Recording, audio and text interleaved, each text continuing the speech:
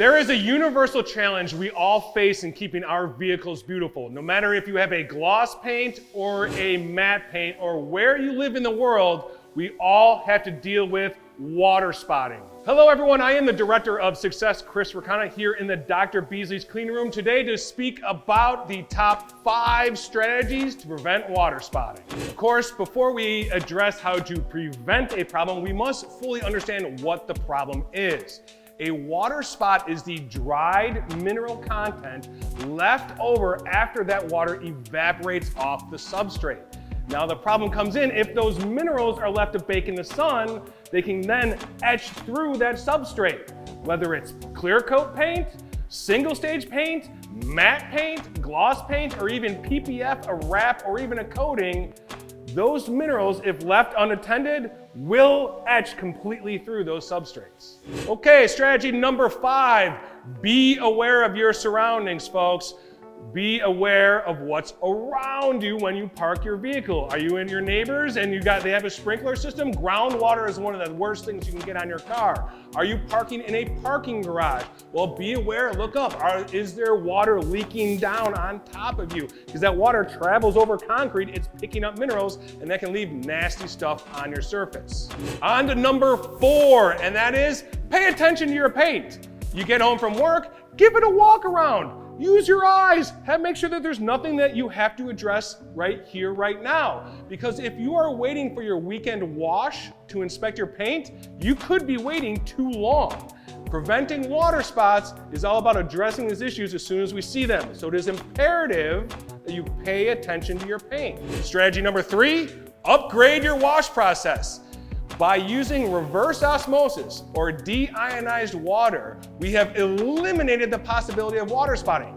That is because by using RO or DI water systems, they pull out the minerals in the water, and if there's no minerals, there can be no water spotting. So folks, if you really want to ensure the process is going to be perfect and you're going to get spot-free results, use water devoid of minerals and go ahead and upgrade your system to a reverse osmosis or a deionized system. Strategy number 2, a thorough dry process.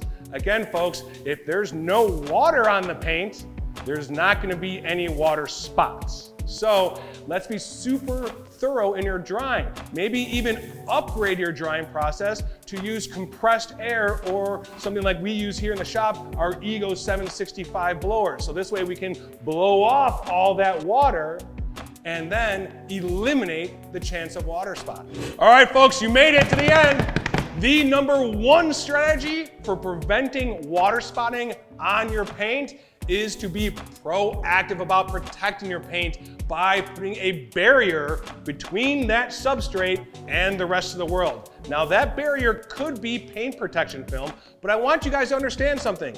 That water spotting issue is not eliminated by putting PPF all over your car, because the fact is those water spots can etch into your PPF. So the fact is, if we really want to address the issue of water spotting, we want to address it with a ceramic coating.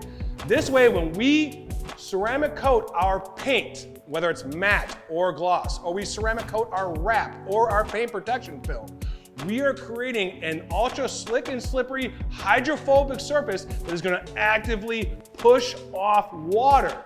And this way, we are going to help eliminate the possibility of water spotting. So folks, there you go. Ceramic coating is going to be the key to protecting your vehicle. Now, whether that substrate is matte, whether it is gloss, whether it is paint, or it is paint protection film, that ceramic coating is going to save your behind. Thank you all for joining me here today in the Dr. Beasley's cleaning room. I hope you are able to take these strategies with you to keep your car looking phenomenal for many years to come.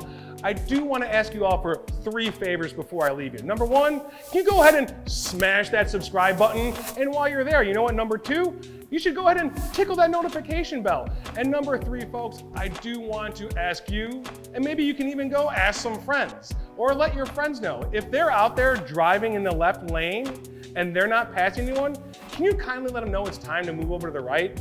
That is because it is the left lane for passing, the middle lane for cruising, and the right lane for entering and exiting the expressway. Thank you so much, everyone. Drive safely.